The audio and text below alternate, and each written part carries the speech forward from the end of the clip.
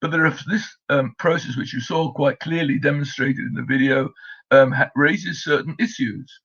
The first one is in Antiquity there was no illumination during the dyeing process. They didn't conduct the dyeing in glass vessels, as you saw in the video, but in clay or rock vessels, and these vessels were covered during the time that the dye was developed. So the debromination, which you saw in the video, couldn't have been carried out in Antiquity.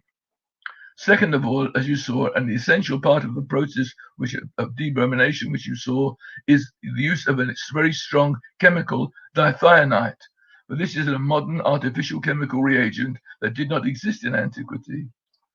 A third issue is that if you would apply this debromination reaction to argaman, to pure bromo indigo, you get all of it converted to indigo. Because of this, all of the shellfish, those of Techeiles and those of argaman, would all give the same blue color, and therefore you would have no chilazon, which was specific for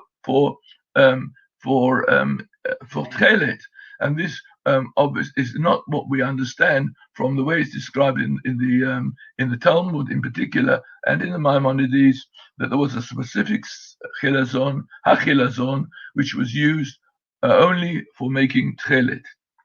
And not only that, but there was also in the Talmud, copied by the Rambam in this halakha, that there was an analytical test performed in Antiquity by our ancestors, which could distinguish between Techeiles on the one hand and a forged blue dye called kala ilan, which is considered to be indigo itself.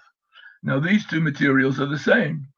The indigo formed from the chilazon that we saw in the video, and the blue indigo, which we received from kala ilan. They're the same chemical material, and therefore, in an analytical test, as described in the Talmud and in Maimonides, they would be distinguished. But if we have all of the bromo indigo converted into indigo, there would be no difference, and therefore it wouldn't stand up to the analytical test written in the Bible.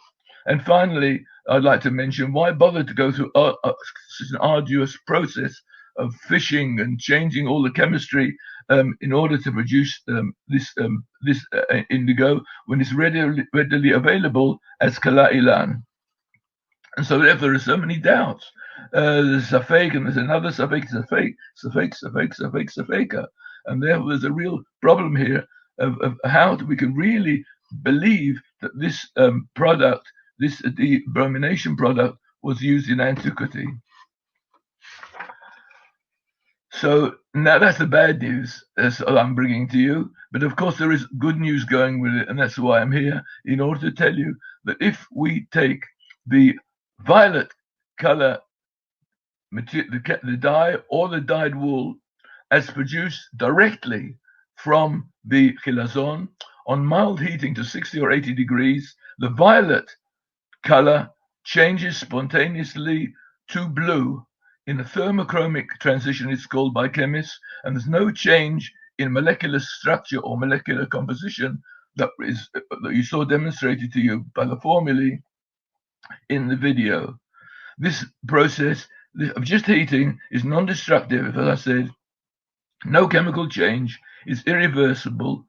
And so why does it happen? Well, how can the color change without any chemical change? This has been researched by leading chemists in recent year or two, and it's been proved that the change in color is only due to a decrease in the particle size of the dye stuff dyed in the wool or in the pure dye itself.